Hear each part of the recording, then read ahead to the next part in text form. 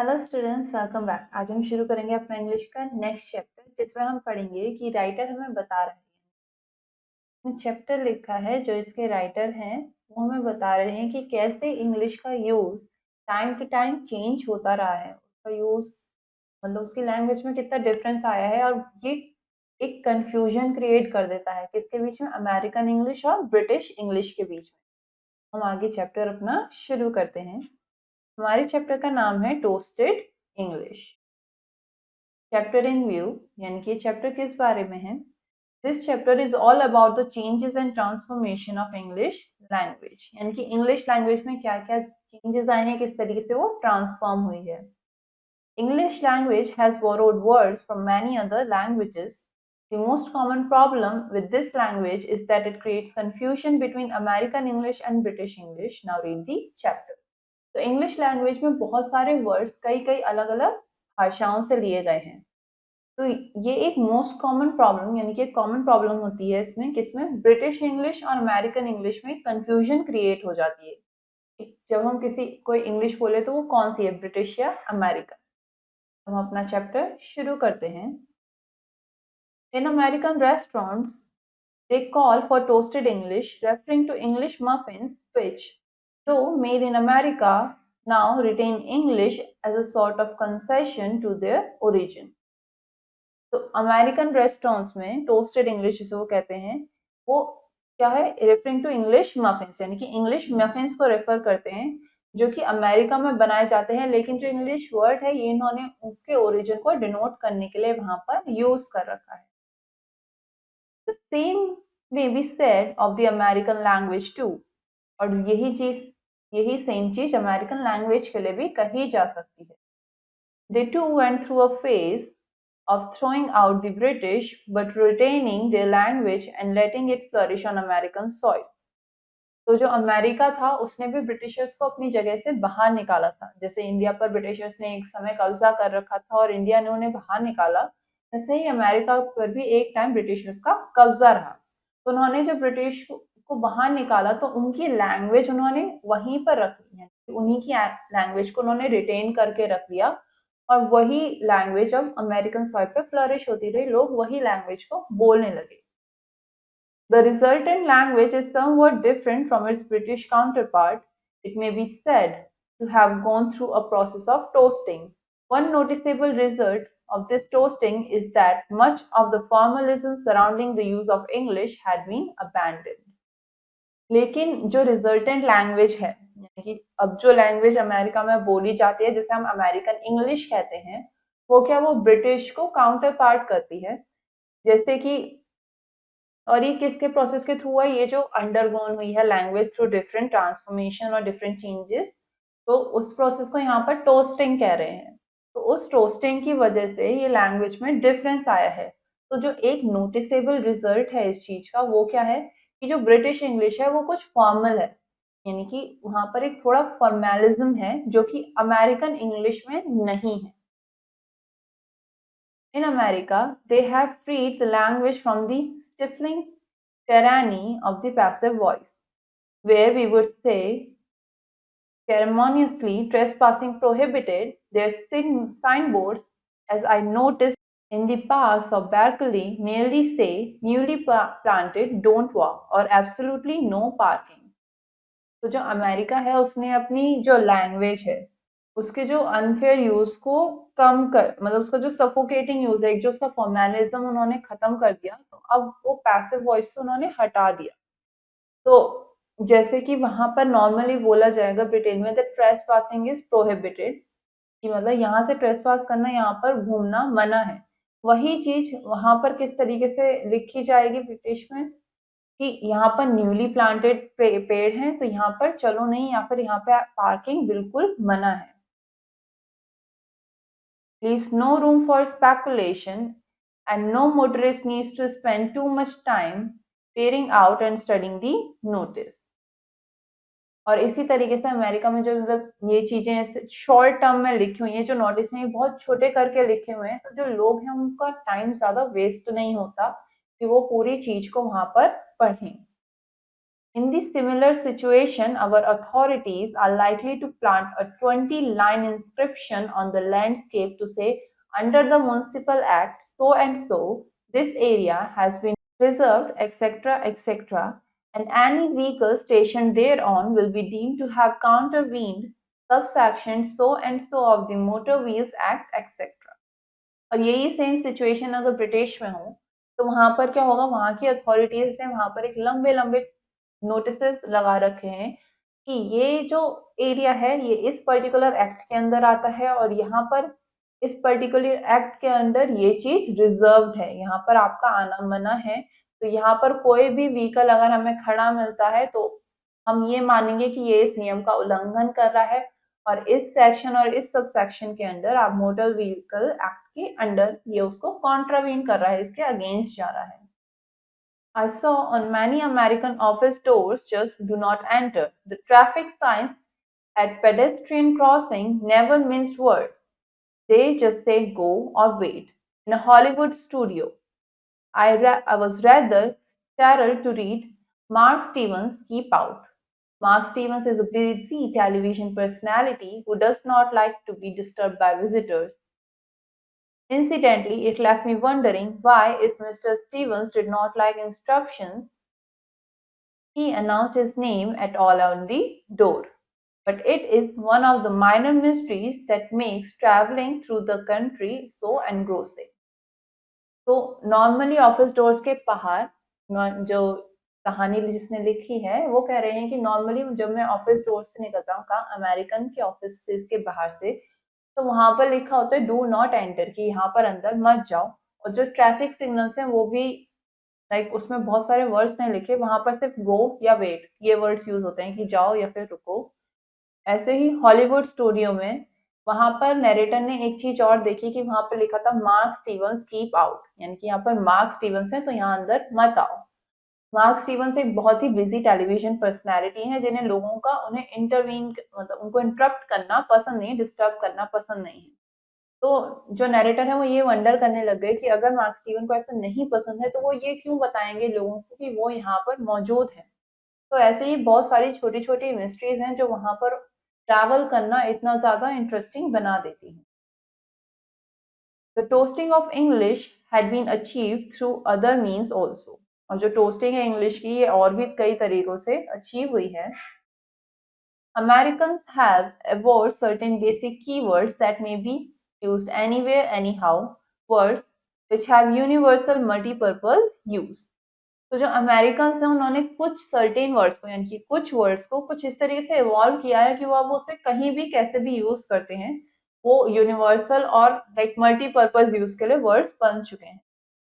I make my point clear if I mention the example of the word check, which may safely be labeled the American national expression.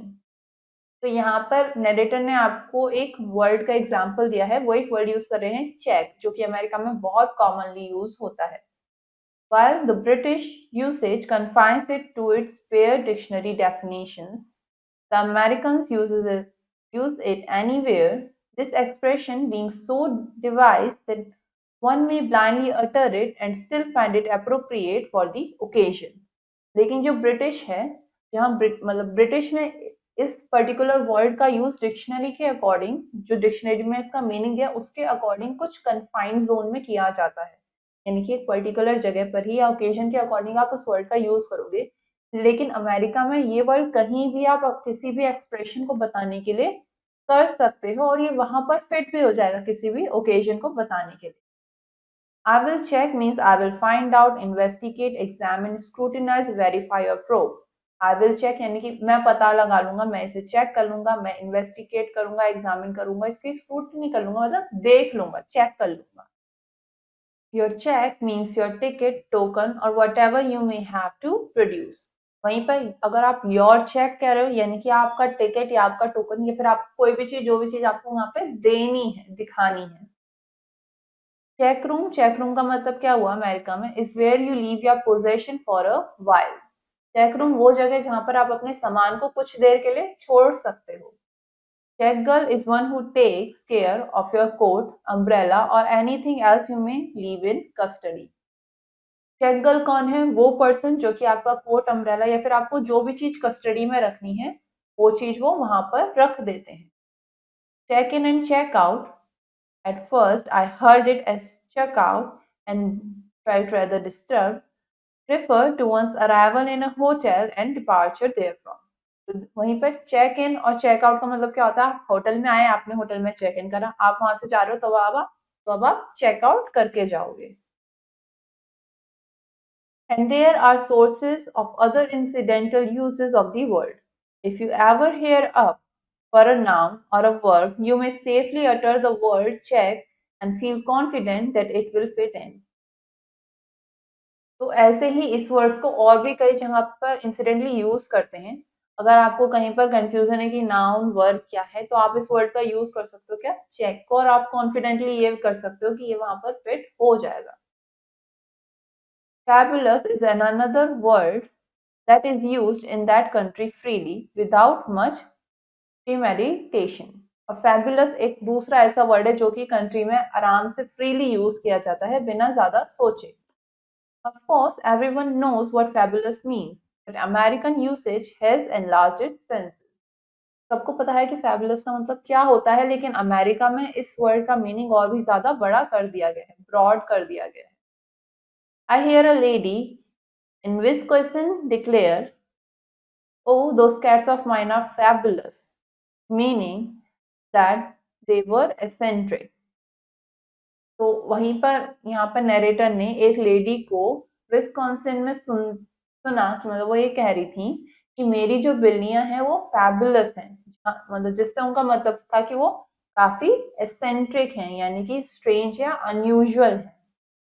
Oh, so and so, he is fabulous may mean anything from a sincere compliment to an insinuation that so and so display a mild form of charming lunacy। तो ऐसे कि वो जो है आदमी वो काफी fabulous है, इसका मतलब ये भी हो सकता है कि वो उसे कॉम्प्लीमेंट कर रहे हैं या फिर उसको एक तरीके से इंसल्ट कर रहे हैं, उसको क्रेजी कह रहे हैं, इस तरीके से।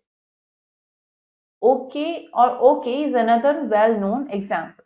ओके और ओके भी अदर से वेल नोन एग्जाम्पल है काफी। Is the easiest sound that has ever emanated from human vocal cords।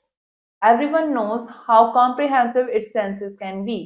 Okay is a self-sufficient word which needs no suffix to indicate any spatial respect for the listener। It can stand by itself without a sir to conclude the sentence। तो ये जो दो words हैं okay और okay, ये दोनों words अपने आप में ही मतलब नॉर्मली हमारे से निकलने वाले वर्ड्स हैं, ये हमारी वोकल कॉर्ड से निकलने वाले वर्ड्स हैं। तो जो ओके है यानी ओ के ए वाई वाला वर्ड जो है ये अपने आप में ही सेल्फ सफिशिएंट है, जिसको किसी और पर्टिकुलर वर्ड की अपने साथ जरूरत नहीं है। इसका मीनिंग है सामने वाले को रिस्पेक्ट की तरह दिखाने की। जैसे कि ये जो वर्ड है आप इसे बिना किसी सर के भी यूज कर सकते हो और आपका सेंटेंस वहीं पे खत्म हो जाएगा। In this respect, it is like here, which seals off a sentence without further ado। और इस तरीके से ही एक और दूसरा वर्ड क्या है, यह है, जो कि आप बिना किसी चीज को आगे बोले वहीं पर अपना सेंटेंस उसके साथ खत्म कर सकते हो। Yes sir और yes darling is conceivable, but yes sir और yes darling is unthinkable। Yes sir और yes darling are some words, मतलब उनका यूसेज इस तरीके से कि जहां पर आप सफिक्स यूज कर रहे हो, उसके साथ कुछ वर्ड यूज कर रहे हो उसके मीनिंग के लिए, लेकिन वहीं पर अगर आप यस को यह के साथ रिप्लेस कर दो YEAH के साथ, तो वो काफी अजीब और ऑड लगता है, जिसकी जरूरत भी वहां पर नहीं है। Yeah is uttered in a short base of tongue grunt which almost snaps any further continuation of a sentence. Yes involves time as the sibilant could be prolonged। तो जो ये है ये काफी शॉर्ट बेस्ड वर्ड है, यानी कि काफी छोटा सा वर्ड है जहां पर आपने बोला और वहां पर आपको ज्यादा कंटिन्यू करने की जरूरत ही नहीं है अपने सेंटेंस को। लेकिन जब आप यस वर्ड को यूज कर रहे हो तो आप उस सेंटेंस को प्रोलॉन्ग कर सकते हो, आप उसे बड़ा कर सकते हो, क्योंकि उसमें टाइम इन्वॉल्व हो जाता है। The refinements of usage in countries where English has a bizarre status are worth a study। On a London bus, you will never hear a conductor cry ticket ticket। तो जो एक तरीके से English का usage है, ये हर country में study करने की वर्थ है, क्योंकि हर कंट्री में इसको अलग तरीके से कुछ यूज किया जाता है। जैसे कि अगर आप लंदन बस में सफर कर रहे हो तो आप वहां पर कभी भी किसी कंडक्टर को टिकट टिकट कहते हुए नहीं सुनोगे। He approaches the passenger and says thank you sir. वहां पर क्या करते हैं जो कंडक्टर्स होते हैं, वो पैसेंजर के पास जाएंगे और कहेंगे thank you sir. I found out that one could calculate the number of passengers in a bus by halving the total number of thanks heard. तो यहाँ पर नैरेटर ने नोटिस करा कि आप बस में कितने पैसेंजर्स हैं, आप ये पता लगा सकते हो कैसे, आपने कितने थैंक्स सुने पूरी बस में, उनको आधा कर दो तो आपको पता चल जाएगा बस में कितने पैसेंजर्स हैं। In any Western country, if a receptionist asks, "Can I help you?" it really means, "Have you any business here? If so, state it." तो आप अगर किसी भी वेस्टर्न कंट्री में बाहर किसी रिसेप्शन पे ये सुनो कि कैन आई हेल्प यू, इसका मतलब क्या हुआ कि आपका यहाँ पर कुछ काम है, अगर आपको कुछ काम है तो आपको काम बताओ। और it may mean evidently you have wandered of into the wrong place, go away. और इसका मतलब ये भी हो सकता है कि ये मतलब साफ है कि आप गलत जगह पर आ गए हो तो यहाँ से चले जाओ। A man who wants to pass you always say, "Excuse me," while he may, with all justice, burst out, "What do you mean by standing there gaping at the world while you block everybody's passage? Stand aside, man." तो जब आप किसी को cross करके जाते हो, आप किसी के पास से निकल के जाते हो, आपको जगह नहीं मिल रही तो आप कैसे कहते हो, आप एक्सक्यूज मी कह के वहां से निकलते हो। तो यहाँ पे नैरेटर कह रहा है कि आप मतलब आप एक्सक्यूज मी कह के वहां से जाते हो, जबकि आप आराम से उस पर गुस्सा हो सकते हो, क्या कहते हुए कि तुम यहाँ बीच में सब लोगों का रास्ता रोक कर क्यों खड़े हो, दूर हट जाओ, कहीं दूसरी साइड जगह खड़े हो जाओ। When you send your card in, the busy man's secretary appears and whispers in your ear, "Would you like to wait?" Though the tone is one of the consultations, you have really no choice in the matter. तो जब आप अपना card देते हो कहीं पे तो वहां पर एक बिजी आदमी की सेक्रेटरी आपसे आकर पूछता है, आपके कान में पूछेगा कि आप इंतजार करना पसंद करोगे। हालांकि लेकिन उसकी टोन कैसी होती है कि वो आपको कंसल्ट कर रहा है, लेकिन फिर भी आपके पास कोई भी और चॉइस नहीं होती है सिवाय वेट करने की। The thing to do is not to answer the question but say thanks and look for a comfortable seat in the waiting room. तो जब आपसे कुछ ऐसे बोले कोई सेक्रेटरी तो आप क्या करोगे, आप उसको थैंक्स कहते हो, नॉर्मली आप एक सीट ढूंढने लगते हो ताकि आप कुछ देर के लिए वेट कर सको। Although you may feel like saying, हालांकि आपको ऐसा महसूस हो सकता है कि आप क्या कहो, no I wouldn't like to wait, I have other things to do, कि नहीं मैं इंतजार नहीं करना चाहता, कि मेरे पास और भी काम है बहुत से करने को। The time has come for us to consider seriously the question of a Bharat brand of English. तो अब जो टाइम है ये हमारे पास, जो नरेटर है वो कह रहे हैं कि अब जो टाइम है हमारे को सीरियसली कंसिडर करना चाहिए, क्या, Bharat brand of English. As I said in my essay on English in India, so far English had a comparatively confined existence in our country, chiefly in the halls of learning, justice, or administration. Now, time is ripe for it to come to the dusty street, marketplace, and under the banyan tree. तो जो English है, मतलब जो इस chapter के narrator हैं जिन्होंने एक स्टोरी पूरा चैप्टर लिखा है, उन्होंने एक ऐसे भी लिखा है कौन सा, इंग्लिश इन इंडिया। तो वो इसके जरिए बता रहे हैं कि जो इंग्लिश की जो एग्जिस्टेंस है इंडिया में वो एक जगह कन्फाइंड नहीं है, यहाँ पर ये चीजें लर्निंग्स में यूज होती हैं, जस्टिस के जगह पे एडमिनिस्ट्रेशन में हम इस लैंग्वेज का यूज करते हैं। तो अब जो समय है ये ऐसा है कि अब ये सड़कों पर भी यूज हो सकते हैं, नॉर्मली मार्केट प्लेस या बैनियन ट्री के नीचे भी। English must adopt the complexion of our lives and assimilate its idiom. तो इंग्लिश जो है अब वो हमारी लाइफ का एक पार्ट बन गई है, तो हम उसे समझते हैं, उसके इडियम्स को समझने की कोशिश करें, तो हम ये अडॉप्ट कर रहे हैं, तो इंग्लिश ये अडॉप्ट कर रहे हैं। I am not suggesting here a mongrelization of language. तो यहाँ पर जो नैरेटर है ये नहीं सजेस्ट करे कि आपको डिफरेंट लैंग्वेजेस को एक साथ मिक्स कर देना चाहिए। I'm not recommending that we should go back to the days when we heard, particularly in the railways, Where you going, man? Bharat English will respect the rule of law and maintaining the dignity of grammar, but still have a Swadeshi stamp about it unmistakably, like the Madras handloom check shirt or the Tirupati doll. How it can be achieved is a question of practical man to tackle. तो जो यहाँ पर जो narrator है ये suggest नहीं कर रहे हैं कि हमारे को वहां पुराने समय में चले जाना चाहिए जहां पर इंडियंस जो है वो इंग्लिश बोलने की कोशिश कर रहे थे लेकिन वो टूटी फूटी थी। जो जो भारत इंग्लिश है यानी कि जो इंडिया में हम इंग्लिश बोलते हैं, यहाँ पर हम उसके लॉज की रिस्पेक्ट कर रहे हैं, उनको मान रहे हैं, उसके जो ग्रामर रिलेटेड डिग्निटी है उसको मेंटेन करके रखते हैं। लेकिन जो इंग्लिश इंडिया में बोली जाती है उस पर स्वदेशी स्टैम्प हमेशा लगा रहता है, जैसे कि मद्रास हैंडलूम्स कि मतलब मद्रास के क्राफ्टी आइटम्स हैं या चेक शर्ट हैं। जैसे Tirupati doll, Tirupati is not an English word. ठीक है, तो इस चीज को किस तरीके से हम अचीव कर सकते हैं कि मतलब उसमें एक स्वदेशी लुक के साथ हम इंग्लिश की डिग्निटी मेंटेन करके चल रहे हैं। इस चीज को हम कैसे अचीव करेंगे, ये किसके लिए क्वेश्चन है? प्रैक्टिकल मैन के टैकल करने के लिए। तो ये चैप्टर किसने लिखा है? आर के नारायण ने। अब हम कुछ न्यू वर्ड्स पढ़ेंगे जो हमने चैप्टर में पढ़े। फॉर्मलिज्म का मतलब होता है रूल्स ऑफ प्रॉपर बिहेवियर, कि आपको किस तरीके से बिहेव करना चाहिए एक पर्टिकुलर तरीके से, that is called formalism.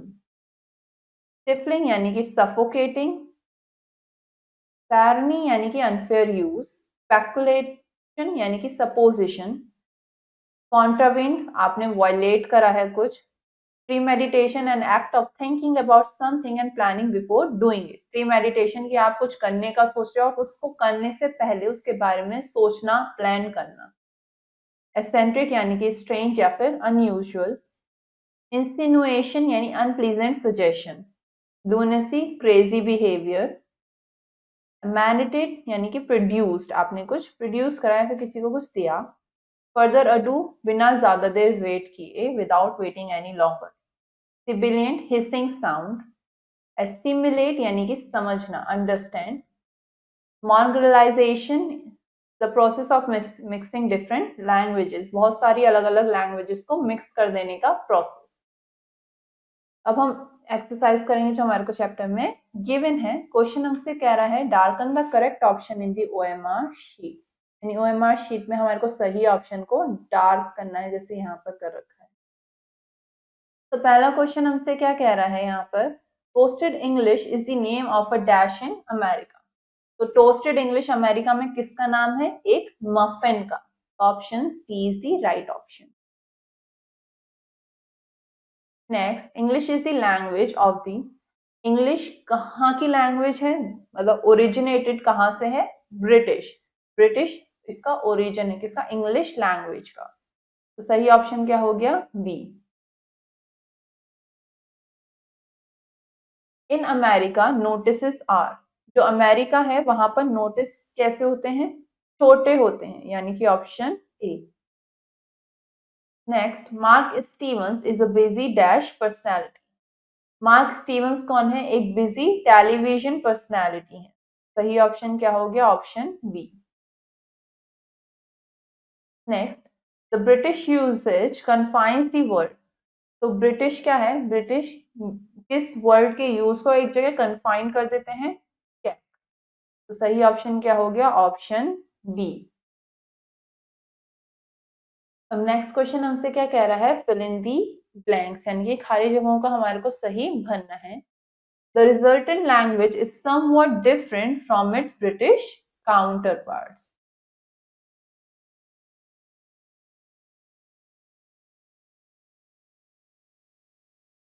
The traffic signs at dash crossing never dash words। तो ट्रैफिक साइंस, यहाँ पे कहाँ के ट्रैफिक साइंस की बात हो रही थी चैप्टर में? पेडेस्ट्रियन की।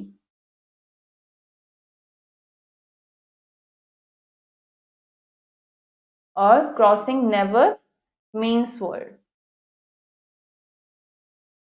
Americans have evolved certain basic keywords which may be used। तो अमेरिकन्स ने कुछ कीवर्ड्स को इस तरीके से इवॉल्व किया है कि हम उन्हें कहाँ यूज कर सकते हैं? Anywhere any how.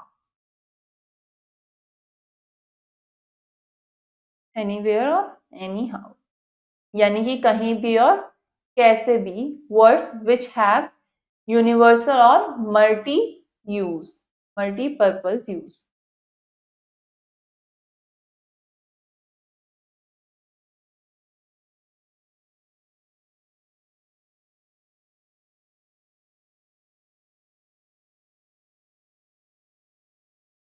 यानी कि जो कि यूनिवर्सल, यानी कि वर्ल्ड में कहीं भी मल्टीपर्पज यूज है, यानी कि कहीं पर भी कैसे भी यूज हो सकता है।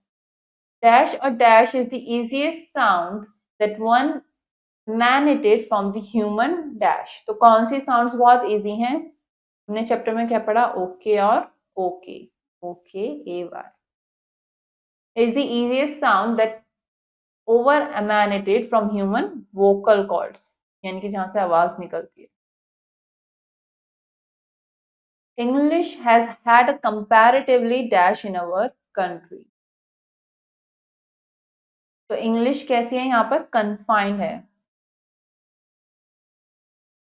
यानी कि हम जो जिस तरीके से इंग्लिश को यूज करते हैं, हम प्रॉपर ग्रामेटिकली उसको सही यूज करते हैं और उनकी डेफिनेशंस के अकॉर्डिंग उनको यूज करते हैं। जहां पर जो वर्ड एप्रोप्रिएट है हम वहां पर उसी को यूज कर रहे हैं।